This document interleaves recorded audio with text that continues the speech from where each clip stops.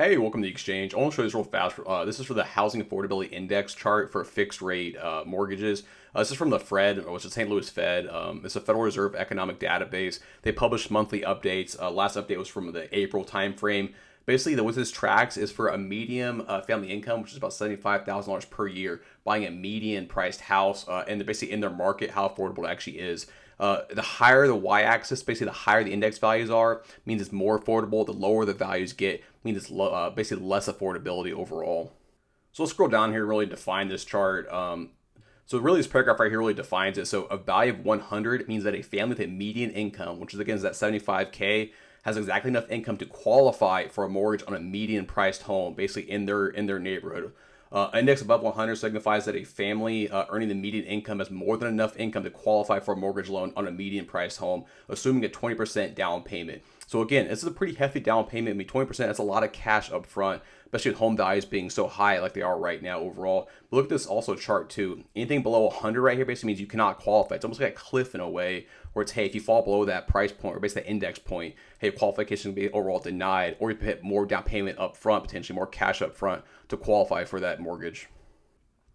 So looking at this chart again, looking at the life of the chart, I mean, it's really been in that 150 mark or 150 kind of range all the way up to really January 2022. And then really since then, it's been pivoting heavily downward, almost to now we're probably close to 100 right now. But basically it matches the 10-year bond rise. So if you don't remember back in December, January, we're about that 1.4, 1.5% 10-year bond yield. It spiked up in January and everything else too. I mean, it's been on the up and up, really ever since. Now this data ended in April 2022. So if you look at the actual same time frame, in April time frame, we're at roughly 2.6, 2.7, 2.8% 10-year bond yields. We're well above that right now. So I mean, that's why if I had to guess, I'd say the actual true value like today is probably right at 100, maybe a little bit less potentially too. So I mean, it's going to be very interesting to see next few months, really later this summer, how this really plays out with the affordability crisis / who the buyers are going to be in the future to sustain kind of this price momentum we have in housing.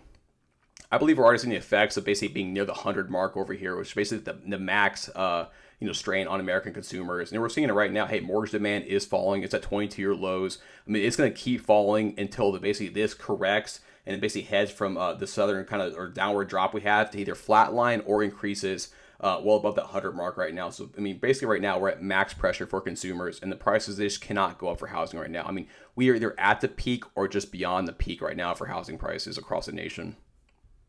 So what's this really mean if you're on the buy side or the sell side? So first, if you're on the buy side, I mean, if you can at all, even waiting 3 or 4 months, it should be beneficial to you overall because prices will come down in the very near future. Now, rates will still be very, very high, but the overall house values should come down by late summer and fall timeframe. Really, the question is how much is it going to fall? And that's a question we don't really have the answer to right now.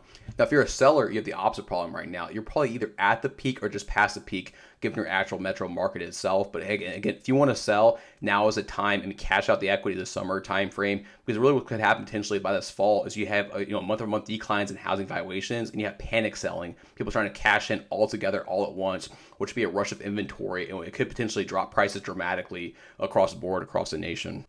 Hey, but that's housing affordability. Be sure to drop your comments down below. I'm also going to drop this chart in the comments or the description section of the video down below too, so you can check on your own time.